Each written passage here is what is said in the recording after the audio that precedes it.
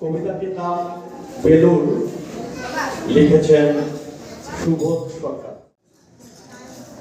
আমি একটা কোনায় দাঁড়িয়ে দেখছিলাম দুটি ছেলে গেরুয়া বসন পরে মন্দিরে দাঁড়িয়ে সিঁড়ি মুছছিল। এত মন দিয়ে আমি কাউকে সিঁড়ি মুছতে দেখিনি, এত ভালোবাসা দিয়ে আমি কাউকে সিঁড়ি মুছতে দেখিনি। সিঁড়ি নয়, যেন জননীর ত্বক থেকে ধুলো তুলছিল। এভাবে কেউ সিঁড়ি থেকে ধুলো মুছতে পারে এ আমি কোথাও দেখিনি। স্থিতপজ্ঞ মহারাজকে জিজ্ঞাসা করলাম, এই ছেলে দুটিকে?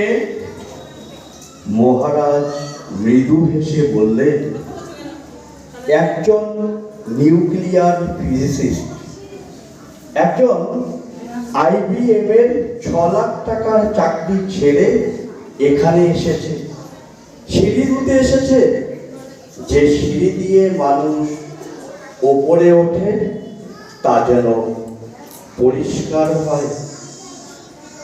মহারাজ চলে গেছেন।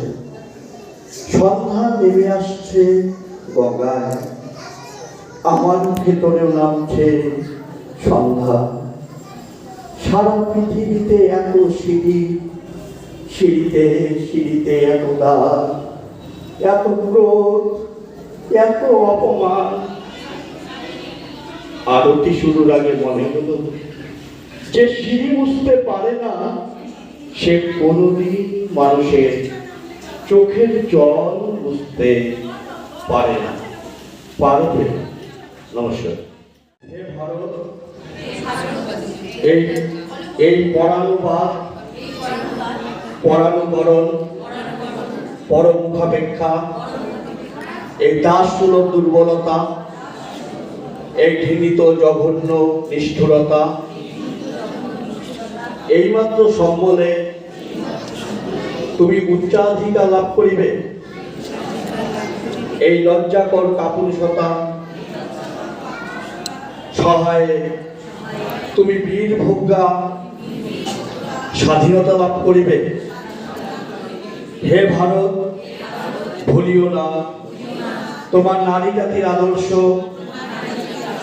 সীতা, সাবিত্রী, দময়ন্তী। ভুলিও না তোমার উপাস্য উমানাথ, সর্বত্যাগী শঙ্কর।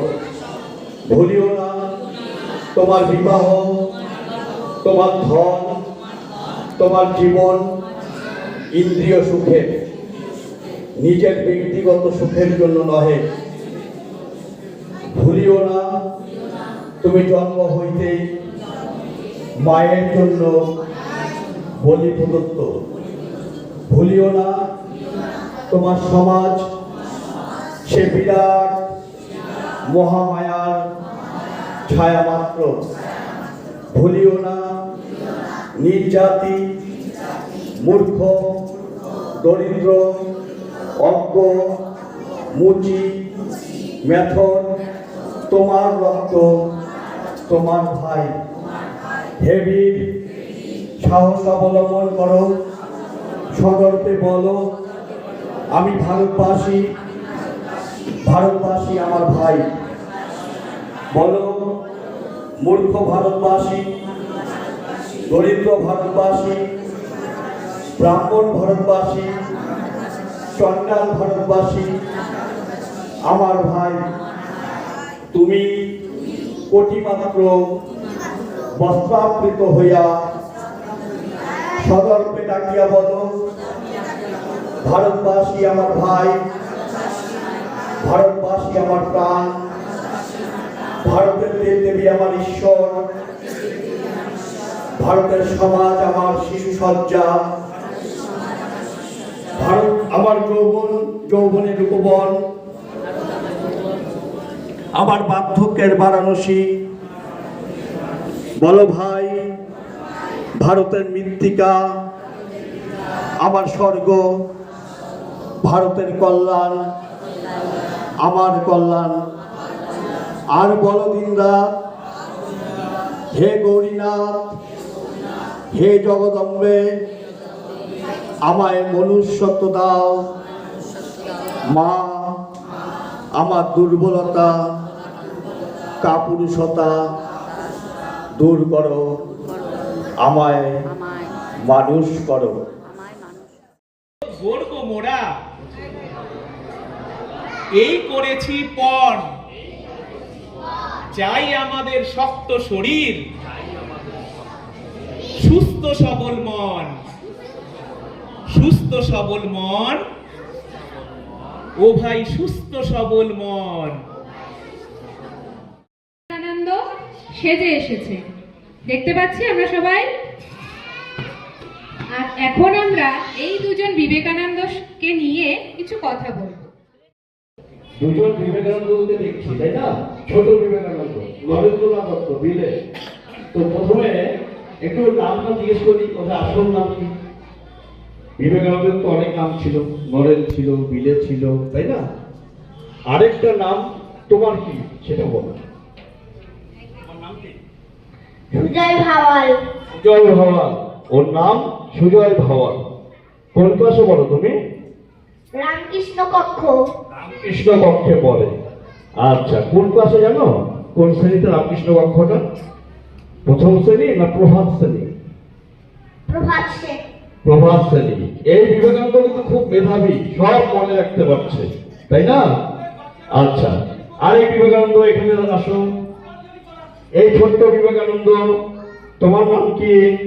গৌরব দাস। এই বিবেকানন্দ খুব দীপ্ত কণ্ঠ, তাই না? টাস টাস করে বলছে, তাই তো? একদম বিবেকানন্দের মতো। তুমি কোন ক্লাসে পড়ো? পঞ্চানন কক্ষ। পঞ্চানন কক্ষটা কোন ক্লাস, কোন শ্রেণী?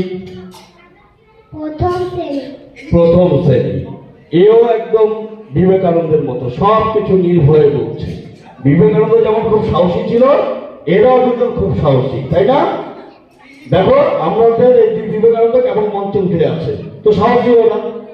এবারে এতক্ষণ তো অনুষ্ঠান হলো, জন্মদিনে কি হয়? অনুষ্ঠান হয় না? বাড়িতে নাচা হয়, গান হয়, হয় কি না? তারপর কি হয়? খাওয়া দাওয়া হয়, হয় কি না? তো তোমার আজকে জন্মদিন, তুমি বিবেকানন্দ সেজেছ, তাই না? তোমার জন্মদিনে খাওয়াবে সবাইকে কিছু? কি খাওয়াবে? আজকে তো তোমার জন্মদিন, এই ড্রেসটা পরেছো, বিবেকানন্দ সেজেছ। তো তোমার জন্মদিনে তুমি সবাইকে, আমরা যে এত লোক আছি, দাদামণি, দিদিমণি, ওই যে মাস্টারমশাই আসছে, আসছো না? তাহলে কি খাওয়াবে? চকলেট। আচ্ছা, চকলেট খাওয়াবে। বিবেকানন্দ চকলেট খাওয়াবে আমাদের, হ্যাঁ? আর আমরাও খাওয়াবো তোমাদের, হ্যাঁ? তোমার জন্মদিনে কি খাওয়াবো জানো? লাড্ডু খাওয়াবো, ঠিক আছে? তোমাকেও খাওয়াবো, হ্যাঁ? আচ্ছা, তুমি তো বিবেকানন্দ সেজেছ, তাই না? তুমি অনেক বড় একজন মানুষ, তাই না? জ্ঞানে, বুদ্ধিতে, সবকিছুতে সবার থেকে বড়, ঠিক কি না? তো তুমি বিবেকানন্দ শেখে সবাইকে কি বলবে? তুমি কি বলতে চাও সবাইকে? এই সামনে অনেকে দুষ্টামি করছে, তুমি কি বলবে? দুষ্টামি করতে বলবে না সবাইকে বলবে এই দুষ্টামি বন্ধ করে আমার কথা শোনো?